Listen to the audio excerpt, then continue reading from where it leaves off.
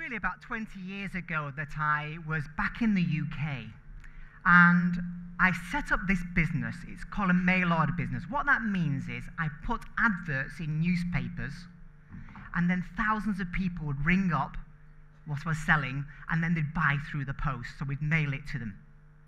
And we'd done reasonably successful, and the kind of products we were selling were relaxation products, like relaxation CDs, so you put headphones on and relax deeply. I was selling speed reading courses, you could read very fast, and other self-improvement products.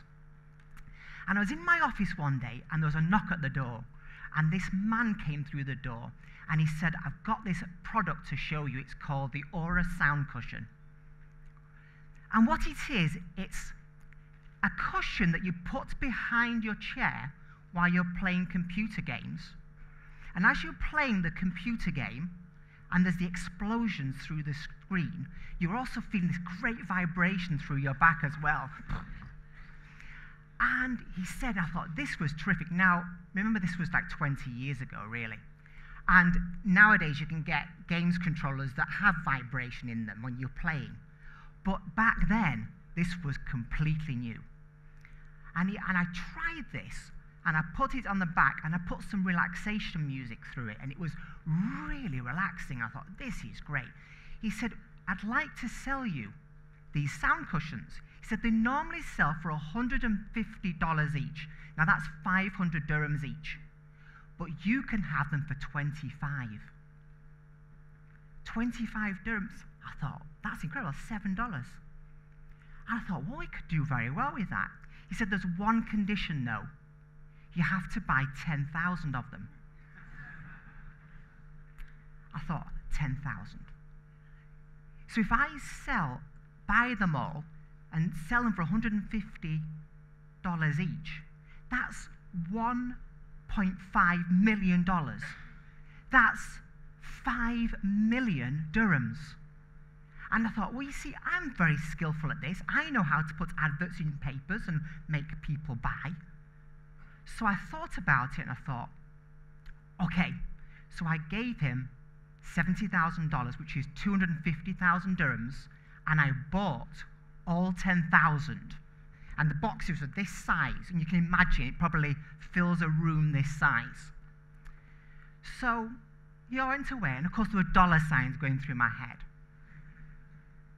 So, of course, I contacted all my thousands of customers that knew me and had bought from me before, and told them about this amazing device, and I sold nearly 1,000 of them within a few weeks. Fantastic.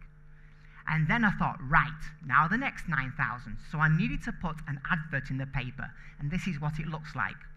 Cushion yourself against stress. Double your enjoyment of music, videos, and computer games. Send no money. You just ring up, and I'll send you one. We'll bill you later. I knew it would work. Free 30-day trial. Nothing happened. So we tried again, tried differently. It did not work. We then had the great idea to go onto television, shopping channels. Would that work? Put together these 1-minute adverts, 36 ads, nothing, no results. We then went down to see a shopping channel, and they said, we'll buy all 10,000 of these devices from you. I had 9,000 then. So I thought, fantastic. But it said, one condition. You need to make another 11,000, so we want 20,000 in stock. So that would mean I had to make a whole lot more. And they said, if we don't sell them, we'll send them all back. I thought, well, I've already invested 250,000 dirhams. I don't want to do that. To cut a long story short, it took me 2 years to sell those 9,000 cushions. And I sold them for a lot less than 25 dirhams on that $7 each. You know what? I was foolish. I was overconfident. I thought I knew what I was doing. And maybe you do that sometimes. You know, I'm still rash from time to time in my business life and in my personal life. We make these rash decisions. We're overconfident. We don't think things through. You know, it's almost like we see somebody that we think is the most amazing person, and then we realize a couple of years later they're not quite so amazing after all, you know. We get really, really upset about something. And then the next day we think, why did I get so upset? And then we say things like, okay, I'm going to sit down on my computer and I'm going to surf for 5 minutes and I'll do a bit of Facebook, but I won't do any more than 5 or 10 minutes. And then suddenly 2 hours have gone by and we think, what the heck's going on? It's like, what's going on in my mind? And I think the reason is there's 3 parts of our brain, which you may know. There's this reptile side, this tiny part of our mind, the lizard brain.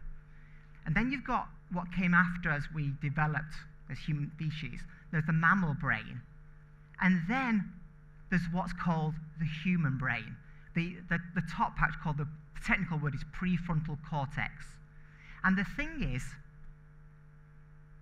it's only 4% of the brain, a tiny part of the brain, tiny. So it's very difficult from times to make rational decisions. And so when we go into shops and we're looking to buy things, we get signs like this. And the next slide. Buy one, get one free. 40% off, sale 50% off. And we would think immediately, we're like, and we buy things. And then think, what's going on? So the advertisers out there, the people who design posters and so on, they know about our reptile brain. And when I go into shops like this sometimes, my prefrontal cortex isn't like 4%. It's like shrinks to 1%, I just don't think at all. So this is the craziness of our life at the moment. We don't really think about what to do. Now, if you look at the people we most respect, like business leaders, they seem to think a little bit differently. They don't seem to be as reactive as other people. So if we look at the people like Sir Richard Branson and Tiger Woods when he's playing golf, and airline pilots, these are people who, under great pressure, from all sides, can stay calm. If you're like running a conference like this, look for the person organizing it who's completely calm and got everything handled, and they're the leaders in the world. And I think what we got in life is the journey from ignorance to wisdom. When I look at the favorite films that I go to see, at the beginning of the film, the hero or the heroine is pretty ignorant, and then over the course of the film, they go to great wisdom. And when I come out of films that really inspire me, at the end I just feel so energized and enthused because it reminds me of my life. That, sometimes at the beginning of the day I'm very ignorant, and at the end of the day I have a greater sense of wisdom. And if we show you, when my 2 children who are in the front row here, I feel emotional now. When my children were young, I used to read them things like The 1001 Nights. The 1001 Nights, the Arabian Nights? And it's a fascinating story because in it there's this Persian king called Shahryar, and he was betrayed by his wife, and he was very hurt, very emotional, very lost. He was so hurt by what she'd done that he decided from then on he would marry a new woman every night and then kill them. So each night he'd marry somebody, they'd stay the night with him, the next morning he'd kill them.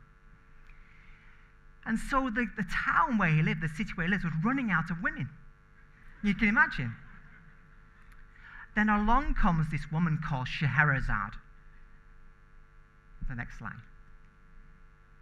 And the Scheherazade is the vizier's daughter. And she says, Father, I volunteer to be the sultan, the king's new wife.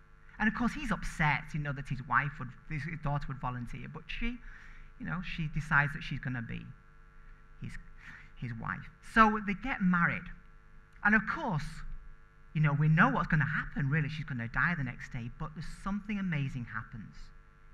She comes up with a story. A very long story it is, and it carries on through the whole night, and it ends on a cliffhanger. And he's so excited, the king, that he can't kill her because he wants to know what happens next. So he lets her live another day, but he knows she's going to get caught in the end. But the next night, she sits down with him, and they do some interesting things, and they sit down, and she tells another story. And it gets so elaborate and concocted, and it ends on another cliffhanger, and he can't wait to wait. He wants to let her stay and let's say alive so he can hear the next part of the story. 1,001 nights later, he says to her, "You can live. This is it. You know, the stories are over now. You know, I love you for the rest of my days." You know, it's a sweet story. I'm a romantic. You know, if you think about the king, he's that part of us, the reactive part that acts like a reptile or a mammal. You know, only us as humans have this prefrontal cortex, but he was in that stuck state. So he represents that part of us that makes rash decisions, you know, gets very upset. You can imagine that all the people around him, all his advisors were saying, "Don't keep killing all these women," but he was stubborn and self-righteous and all the rest. Scheherazade was represented that 4% of the mind, the part that thinks and considers. She was fearless, wasn't she? She knew she could die, but she willingly went out of pure love, like love for the women around her, and she just went, "I am willing to face death, and I volunteer to be this king's wife, and I will just see what unfolds." So she was fearless, whereas the previous wives had fear and were killed as a result. So there's that part of us.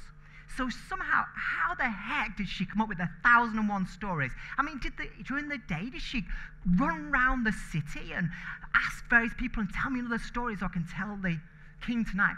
I don't think she did. I think she had no stories. I think she went each night, naked as it were, bare, nothing, and looked him in the eye and thought, "You're looking stubborn at the moment. I'll think of a story right now that's going to melt your stubbornness, and we can connect together, you know, as partners." And so she created a story from the depths of her mind. She could actually conjure something up right in the moment and produce wonders. I know that's extraordinary to do that. And the next night he might be very envious of somebody that he'd seen, and maybe another king had something that he didn't have. And so he turned up that night and he had something. And somehow she could see that. And so she'd melt that so that she would live another night. And those stories have come together to produce this 1,001 nights, which have been written down and have now gone around the world and incredibly popular in America and England and the rest of Europe. And all this is part of your heritage. So this is the possibility that we can either be reactive machines and reacting like our lizard brain. We have the opportunity to be like Scheherazade and actually consider what we need to do next any one time. And actually plan each day, think it through, go each day into life, accepting that risk is part of life and coming from a really deep, powerful place. And I think that's the wonder what Scheherazade said, and we can all do that. So it seems a long-winded process, and it can take a long time for us to get true wisdom. And I think about the Scheherazades in my life that have enabled me to get to my age now. And my Scheherazade is my wife and my children and the people that have been in my life. And that guy who sold me the cushions and knew that if you offered them for $7, that I would buy them, you know, and the pain that I went through over 2 years. And I'm thankful to him for the wisdom that he gave me, that little bit of wisdom that got me to where I am now. So we all of you have Scheherazades that have taken you and guided you through your journey, whether they're your wife, your husband, your children, and they brought you to where you are now, and it's extraordinary.